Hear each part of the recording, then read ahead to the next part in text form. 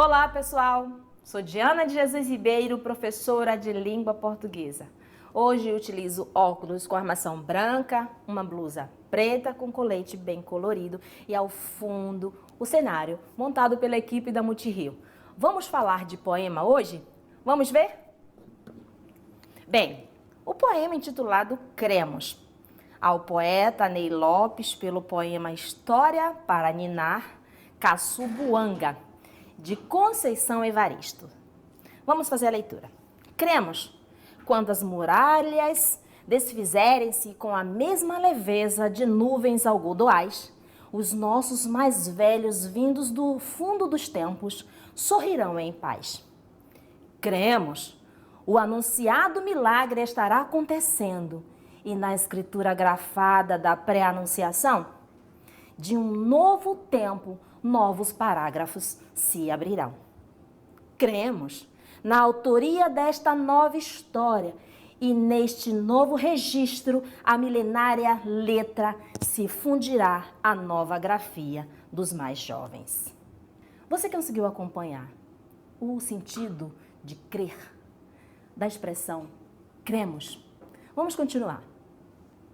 Agora outro poema de Conceição Evaristo, da calma e do silêncio. Quando eu morder a palavra, por favor, não me apressem. Quero mascar, rasgar entre os dentes a pele e os ossos do tutano do verbo, para assim versejar o âmago das coisas. Quando meu olhar se perder no nada, por favor, não me despertem. Quero reter no adentro da íris a menor sombra do ínfimo movimento. Quando meus pés abrandarem na marcha, por favor, não me forcem. Caminhar para quê? Deixe-me quedar, deixe-me quieta, na aparente inércia. Nem todo viandante anda a estradas. Há mundos submersos que só o silêncio da poesia penetra. E você acha que a calma e o silêncio trazem alguma ideia, alguma mensagem? Vamos continuar. E agora, Maria da Conceição Evaristo de Brito. Quem é? Não é? O que temos a dizer sobre esta celebridade? Vejamos. Maria da Conceição Evaristo de Brito, Belo Horizonte, Minas Gerais, 1946. Romancista, contista e poeta. Nasce em uma comunidade no alto da Avenida Afonso Pena.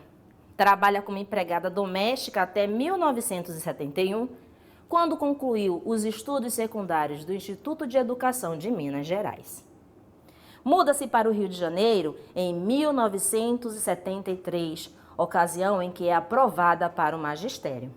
Estuda na Universidade Federal do Rio de Janeiro e forma-se em letras. Ingressa no mestrado em Literatura Brasileira da Pontifícia Universidade Católica do Rio de Janeiro, PUC-RJ, onde defende, em 1996, a dissertação Literatura Negra, uma poética da nossa afro-brasilidade. Defende a tese de doutoramento Poemas Malungos, Cânticos Irmãos, em 2011, na Universidade Federal Fluminense, UFF. Tem participação em revistas e publicações nacionais e internacionais que têm por tema a afro-brasilidade.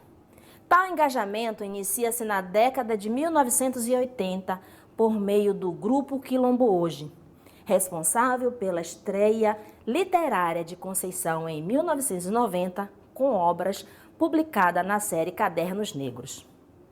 Suas obras, poesia e prosa, especialmente o romance Ponciá Vicêncio, 2003, abordam temas como a discriminação de raça, gênero e classe. Atualmente, Conceição leciona na Universidade Federal de Minas Gerais, UFMG, como professora visitante.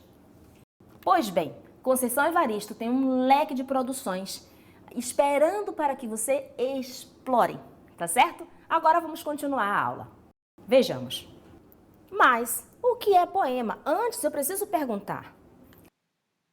Gênero literário com características específicas são elas: predomínio da linguagem conotativa, ou seja, figurada. Então, quando você tem vindos do fundo dos tempos, Tempo tem fundo, então está um sentido aí, está um sentido, apresenta um sentido figurado. A distribuição das palavras no corpo do texto. Aí você tem apenas uma estrofe. Observe como as palavras estão distribuídas para impactar, passar a mensagem e articular a ideia. Também temos o ritmo, a musicalidade e a sonoridade. E, por fim, rima ou não. Alguns poemas apresentam rimas, outros não. Então, nuvens algodoais sorrirão em paz. Esses dois trechos, ou seja, esses dois versos rimam. Agora, a estrutura é dividida em estrofes e versos. Estrofe, conjunto de versos. Observe, temos aí 3 estrofes, certo? O texto é distribuído em 3 estrofes. E o verso? Cada linha do poema. Observe, o anunciado milagre é uma linha, portanto, ele é um verso, ok? E o conjunto de versos forma a estrofe. E quantos versos temos? 24, ou seja, temos 24 linhas. Sigamos. Pois bem, agora vamos analisar as mensagens nas entrelinhas dos poemas de Conceição Evaristo. Vamos para a leitura de explícitos. Informações presentes no texto escrito ou falado. A informação que está escrita, você está visualizando ali. Esses explícitos geram implícitos, informações ocultas, escondidas nas entrelinhas, que se subdividem em pressupostos e subentendidos. Professora, o que são pressupostos e subentendidos? Os pressupostos são informações extraídas a partir das pistas do texto. Você lê o texto e faz uma análise e extrai a informação. Já os subentendidos são informações extraídas a partir de deduções do leitor. Então, o texto explícito é aquele que você visualiza escrito. Vejamos aqui. Aqui nós temos o texto escrito. O que você visualiza aqui é o explícito. Já as informações que você tira das entrelinhas do que está escrito são as mensagens implícitas, certo? Vamos continuar. Para identificar o implícito é necessário leitura atenta do texto, se possível mais de uma vez. Identificação das pistas linguísticas, palavras, orações, pontuação, união entre a linguagem verbal e a não verbal, etc. Também análise das insinuações ou das suposições apresentadas pelo jogo textual. E, por fim, direcionamento do olhar para as mensagens nas entrelinhas do texto, falado ou escrito. Agora, vamos para a prática. Mergulhando para ver no poema Cremos. Vê o quê? Os implícitos. Bem, no poema Cremos, qual foi o assunto abordado? Crença na criação de uma nova história. A opinião do eu lírico é a história dos mais velhos fundirá com a dos mais jovens. E na sequência textual, na organização das ideias, o que temos? Na primeira estrofe, ou seja, no primeiro ponto do texto, há uma ideia de romper com as muralhas que separam os homens. Porque ela diz: quando as muralhas desfizerem-se com a mesma leveza de nuvens algodoais, os nossos mais velhos, vindo do fundo dos tempos, sorrirão em paz. Já na segunda estrofe, com a ruptura das muralhas, um novo tempo será anunciado e novos parágrafos registrarão essa mudança na história. E na terceira estrofe, haverá a junção das histórias dos mais velhos com a dos mais novos. Isso pode representar um novo mundo. Você entendeu os implícitos deste poema? Um novo mundo, ela acredita que surgirá e uma história do passado se fundirá à história do presente. Vamos continuar agora com o poema da calma e do silêncio. Agora mergulhando para ver implícitos no poema da calma e do silêncio. Quanto ao assunto abordado, o fruto das palavras, do olhar perdido e da inércia silenciosa. Então, tudo isso, tanto a palavra, quanto o olhar perdido, quanto a inércia, tem fruto. Já a opinião do eu lírico, você percebe que a palavra mascada, o olhar perdido e a quietude silenciosa não devem sofrer interferências, porque expressam reflexões. Agora, na sequência e a organização das ideias, na sequência do texto, na sequência das estrofes, vejamos as três. Na primeira, há uma ideia de que o verbo tem vida. É como se fosse uma carne que nutre e alimenta. Já na segunda estrofe, o olhar perdido busca identificar os detalhes de cada movimento. Para isso, é necessário ficar absorta no olhar.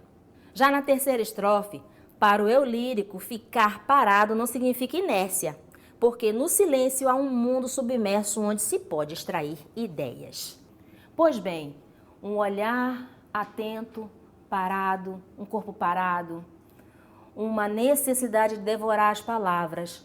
Todos esses movimentos representam produções, reproduções de sentimentos e explanação de ideias. O eu poético do poema mostra que no silêncio eu produzo.